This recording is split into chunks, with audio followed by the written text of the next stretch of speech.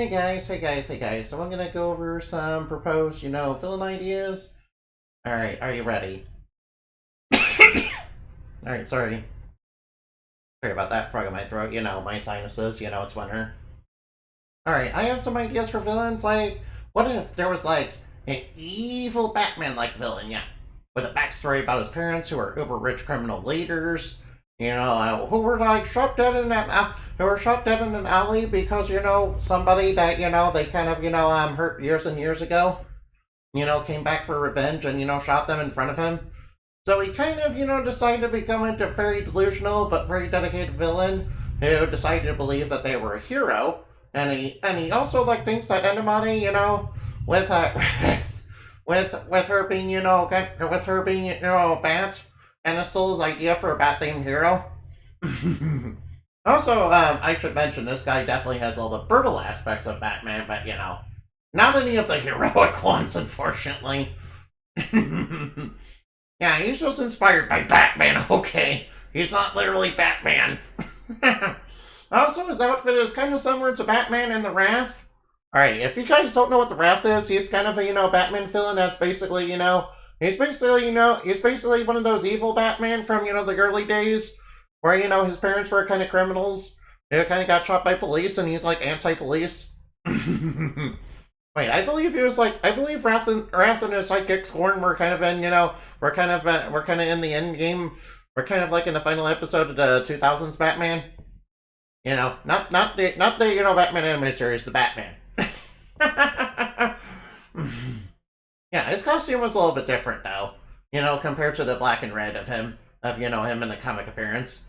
Yeah, I was kind of drawn to him because he was like a lesser known villain, So I guess this is my attempt at kind of making something similar to that. And I kind of think that Batman, I do like his compassion and everything, but, I have to admit that some of his aspects are a bit brutal and ruthless, unfortunately. He made contingencies for all his friends.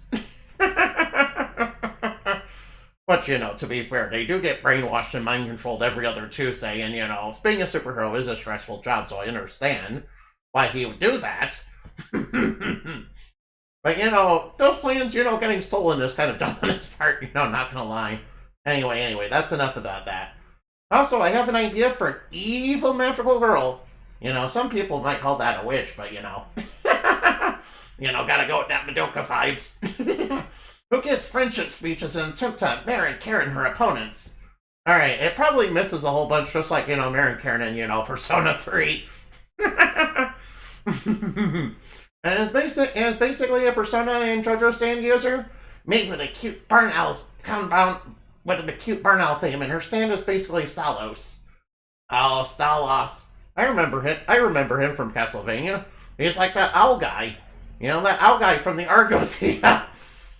Yeah, by the way, I need to bring in the Argothea into the lore, but I'm not sure how to do it. I am considering possibly using it as a gateway to Planet Heck. Which, Planet Heck is basically inhabited by aliens that kind of resemble mythological demons. And that's kind of why there's all sorts of, myths and legends about demons and, the lore. Yeah. Yeah, they're also led by an evil white cat who, has the ability to basically trade stuff that they want for magical power. Yeah, it's kind of inspired by QB, unfortunately. Yeah, but they do a lot more than that. Yeah, I'm concerned, having them being another faction in the lore. But, probably a smaller one than probably the other ones, though. Oh yeah, and there's also a villain who's the leader of the squid people. Alright, I need to explain the squid people. Basically, long ago, the rich and elite, long ago into the distant future, basically. There's this one timeline that was kind of dystopian, where, after Earth got, heavily exploited and was kind of unsustainable, the rich and elite kind of, decided to board a spaceship and kind of leave everybody else behind. And, the rich and elite would evolve into squid people, but, the people that were left behind on Earth would, evolve into crab people. Also, the squid people became intergalactic conquerors, and they had, like, psychic powers and all that. Yeah, and the reason they're in Endermoney's timeline is because, the time-space war where timelines kind of converged. And, Endermoney had to kind of fight the squid people for a brief moment. And now they're kind of in their timeline due to, kind of the effects of, one of Limited Knight's schemes to kind of, try and collapse time and space onto itself. Oh, because she wanted one of the keys to, unlock Lilith, from the Red Moon. Alright, basically, this villain is the leader of the squid people, who's like a giant half-woman kraken monster inspired by the blue ring octopus and Ursula mixed with a pop idol. Yeah. I guess I'll call this lady Squid Diva, but, I'm considering calling her Squid Diva the Kraken Queen. Because it's like Squid and Diva, it's kind of like Moth Diva and, Squid. Oh, yeah. And also, of course, we got Kraken Queen, after the Tesba's area meme that, involves, the Kraken Queen and the, long upright eel. Yeah, I'm not gonna explain what that joke is. Alright, moving along, shall we? Oh, and one of the bad guys thinks they're a hero yet again, and it is a rogue that made up a fake edgy backstory to sound cool. And can use shadow magic, and he also has thief and ninja skills, and he also has a mind control eye that I decided to call to name after a drug of some sort. The roofie eye. Yeah, various, isekai villains, anything, basically it's something that various isekai villains have. Especially the Minecraft creeper ones. The creepers in Minecraft. And he thinks it's an aura of heroic charisma. And also this last guy is a parody of edgy rogues and isekai heroes and travels with two brainwashed actual good former top tier heroes that were basically brainwashed and enjoying along with him, and they're kind of based on ASMR and Tiefling. Yeah. Yeah, you know what ASMRs and Tiefling are. They're like, one of them's like a half angel, and one of them's like a half demon. Which, yeah, we already established that Celestials are a thing in the lore. We also, established that Daemons are a thing in the lore. What Planet Heck and all that. Well, I mean, technically speaking, there's, also the Great Evils, which, there's also Great Evils, which I guess technically, counts as that, but, they're technically not entities that are not supposed to exist, and I guess they're closer to, I guess they're more closer to an Eldritch faction, I guess. But they're like, super chaotic evil or something. But we now have Planet Heck in the equation, so yeah. And we also established that, Celestials are a thing, and yes they do, and yes, sometimes they do date human beings. The goddess of creation allows that, by the way. I mean, we already have Phoebe Phoebe, who's a member of Dreams. Yeah, they're basically the daughter of, the elemental lord of the elements of light, which, is a celestial, by the way. I mean, it's not part of the 22 celestial warriors, it's part of the 20 elemental lords, but, it's basically, yeah, Phoebe is like his daughter, yeah. So, yeah. That's unrelated to the ASMR in this, though. And this edgelord guy's his outfit is kind of similar to Zero from Code Geass, and it has like a red scarf instead of a cape, and it has blades and spikes on it to make him look cooler. No man, it's the edgelord design. And also his backstory is he tried to get run over in traffic. He tried to get run over by a truck to go to another world, but the truck stopped before him, and his true heart awakened that knocked the truck aside. And he actually thought he died and got isekai'd into an alternate version of Earth. A bit like those alternate versions of, the main world that, Bravely Default 1 takes place in. Which, all of the alternate worlds are basically exactly the same, except for minor differences. You guys ever played Bravely Default 1? Not gonna lie, I was not a big fan of how the alternate worlds were kind of handled in that one. Not gonna lie.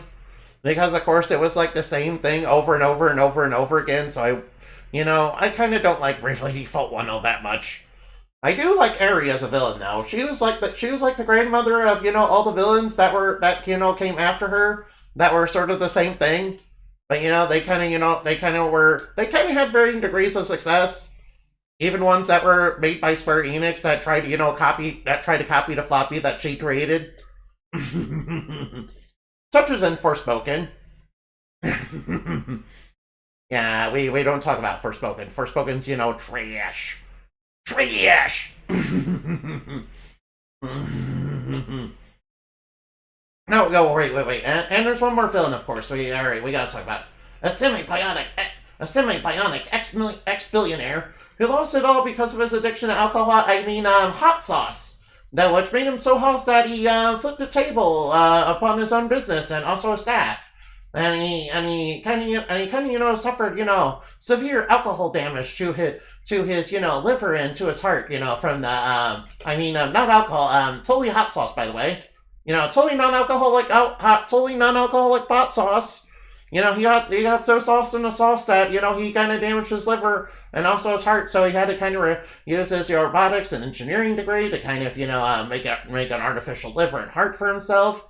He kind of became kind of a little bit of a loser, kind of a little bit of an evil, but kind of loser version of Iron Man. Yeah, it's inspired by, and I decided, to kind of have it. I initially decided to have it, be inspired by, Steel or War Machine and Iron Patriot. But I kind of wanted to, also have like an Oni design. Not really sure what to do with it. I think I might go with, sort of like the War Machine, / Iron Patriot design, and have like a big steel, club, and go with a more Oni design. Yeah. Since those guys are also known for getting super sauce in the hot sauce, which is totally not alcohol, by the way, totally not. Yeah. By the way, don't tell the censors about that; they'll kill me. Yeah, but this guy, acts a bit like a spoiled golden child, mixed with I guess like what sort of villains are like evil billionaires besides we can't use Lex Luthor because Lex Luthor is actually smart. How about somebody like Justin Hammer? Yeah, somebody a little less smart. Lex Luthor, he's like an evil billionaire, but he's kind of really super smart. Aside from when he messed around with Brainiac, or that time he got addicted to kryptonite when he almost let a kryptonite meteor, hit the Earth. Yeah, he was intending to let that meteor, hit the Earth and cause massive damage.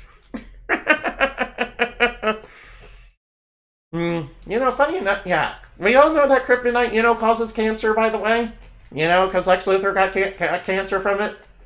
Funny enough, in the show Smallville, you guys ever see Smallville? Yeah, and Smallville, the kryptonite actually, gave people, kind of, superpowers but big downsides to them, basically. Like, one guy could not stay warm and, constantly had to absorb the warmth from other people, which, of course killed them and all that. And, yeah. Stuff like that, basically. But not all the time, though.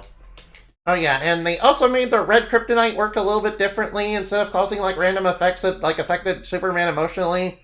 Oh yeah, and there's also the rare silver kryptonite, which kind of affected him mentally. Yeah, I don't remember if there was gold kryptonite or pink kryptonite. Yeah, we don't talk about the pink kryptonite. Although I'm pretty sure they changed the effect of the pink kryptonite just to turn Superman into a woman. Like in that one DC cartoon.